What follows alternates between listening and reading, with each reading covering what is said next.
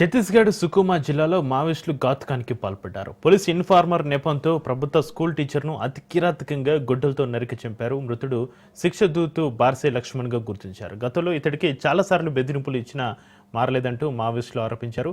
ఈ సంఘటన బుధవారం సాయంత్రం 7 గంటల ప్రాంతంలో జరిగింది. అయితే అధికారులు ఈ ఘటనను ఇంకా ధృవీకరించలేదు.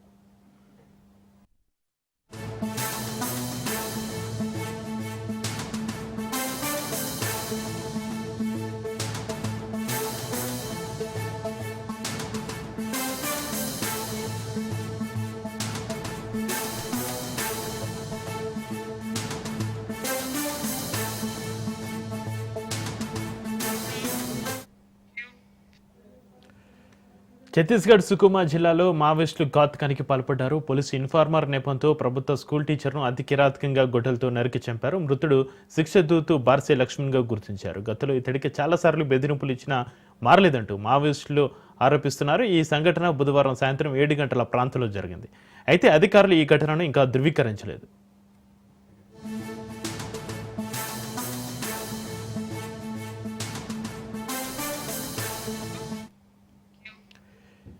ఇక ఛత్తీస్గఢ్ సుకుమా జిల్లాలో మావోయిస్టులు ఘాతుకానికి సంబంధించి మరింత సమాచారాన్ని మా ప్రతినిధి ఉపేందర్ ఫోన్లైన్లో అందిస్తారు. ఉపేందర్, పోలీస్ ఇన్ఫార్మర్ నెపంతో ప్రభుత్వ స్కూల్ టీచర్ను అతి కిరాతకంగా గొడ్డలతో నరికి చంపినట్టుగా తెలుస్తోంది ఛత్తీస్గఢ్ సుకుమా జిల్లాలో.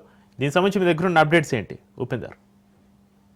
నక్సల్స్ ప్రభావిత సుకుమా జిల్లాలో ఉపాధ్యాయునికి దారుణ హత్య ఘటన అయితే చోటు చేసుకుంది. ఇక ఏదైతే జాగర్గూడ పోలీస్ స్టేషన్ పరిధిలోని సిర్గార్ గ్రామంలో ఈ నక్సలైట్లు ఒక ఉపాధ్యాయుని అయితే హత్య చేశారు. పోలీసుల నుంచి అందిన సమాచారం ప్రకారం రాత్రి ఏదైతే 7:30 ఈ నక్సలైట్లు అయితే విద్యాదూత ఏదైతే ఉపాధ్యాయుడిగా ఉన్నటువంటి లక్ష్మణ్ బాల్సేను హత్య చేశారని అయితే చెప్తుంది. ఏదైతే 15 ఆయుధాలు గొడ్డలతో కూడా వీరు దాడి చేసినట్లయితే తెలుస్తుంది. ఇక హత్యకు సంబంధించినటువంటి సుక్మా ఎస్పీ కిరణ్ చౌహాన్ కూడా ఈ ఘటన అయితే ప్రస్తుతం అయితే ధృవీకరిస్తున్న పరిస్థితి కనిపిస్తుంది. ఇక బుధవారం ఏదైతే ఉపాధ్యాయుడిగా ఉన్నటువంటి దూత ఏదైతే లక్ష్మణ్ బార్సీ ఇంటికి మావోయిస్టులు అయితే బృందం చేరుకున్నట్లయితే మాకు సమాచారం అందిందని చెప్పేసి అయితే ఆయన చెప్తున్నారు. ఆ తర్వాత నక్సలైట్లు 15 ఆయుధాలు గొడ్డళ్లతో అతనిపై దాడి చేశారని, ఈ ఘటనలో అతను మరణించాడని చెప్పేసి చెప్తున్నారు. ఇక జోక్యం చేసుకోవడానికి ప్రయత్నించినటువంటి కుటుంబ సభ్యులను కూడా నక్సలైట్లు కొట్టారని చెప్పేసి అయితే ఆయన చెప్తున్నారు. ఇక సమాచారం అందిన వెంటనే జాగర్గూడ పోలీస్ స్టేషన్ నుంచి ఒక బృందం ఘటనా స్థలానికి బయలుదేరిందని, మరి కేసు చట్టపరమైన చర్యలు కూడా ప్రారంభించామని చెప్పేసి అయితే ఆయన చెప్తున్నారు.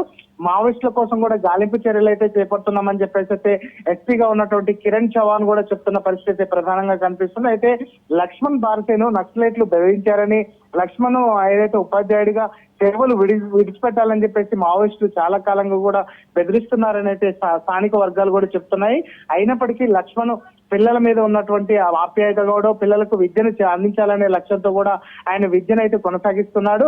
తన విధులను కూడా నిర్వహించడం ఆపలేకపోవడంతో విద్య పట్ల ఆయనకున్న అంకిత భావం కారణంగా నక్సలైట్లు అతన్ని చంపారని చెప్పేసి అయితే స్థానికుల కూడా నుంచి అంటే విమర్శలు కూడా వెల్లువెత్తుతున్న ఘటన సమీపిస్తుంది. అయితే ఈ ఘటన తర్వాత సుక్మా జిల్లాలో జాగర్గూడ ప్రాంతంలో భయానక వాతావరణం నెలకొంది.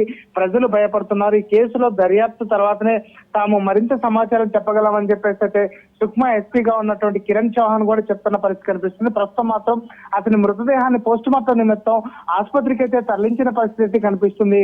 చక్రి, అయితే ఉపేందర్, ఛత్తీస్గఢ్ సుకుమా జిల్లాలో పోలీస్ ఇన్ఫార్మర్ నెపంతో గతంలో ఇలాంటి సంఘటనలు ఏమైనా జరిగాయా?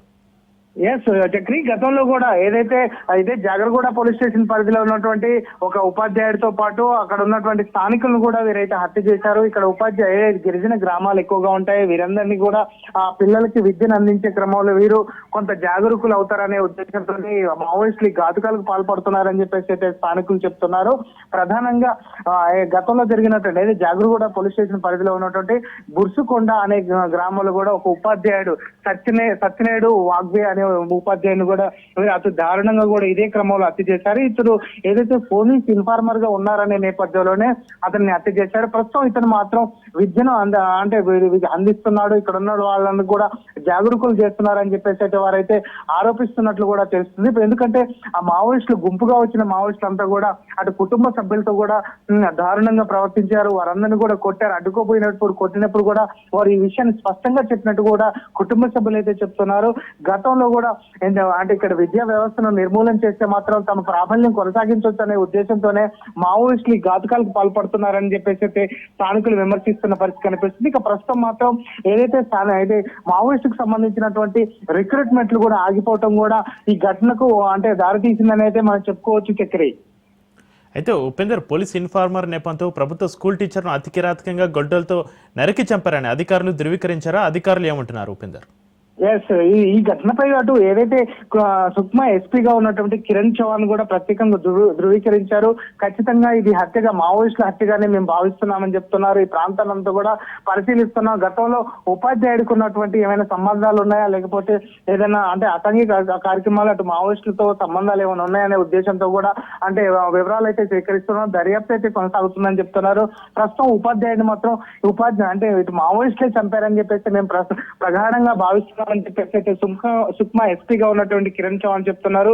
అధికారులు అటు అంటే సిఆర్పిఎఫ్ బలాలు, భద్రతా బలగాలు కూడా ఆ గ్రామాన్ని కూడా కొంత ఆధీనంలోకి తీసుకొని అక్కడ వివరాలు కూడా సేకరించే ప్రయత్నం అయితే చేస్తున్నారు. ప్రస్తుతం మాత్రం ఆ గ్రామాల్లో కొంత అంటే ఆ గిరిజన గ్రామాల్లో కొంత గందరగోళ పరిస్థితులు అయితే కనిపిస్తున్నాయి చక్రి.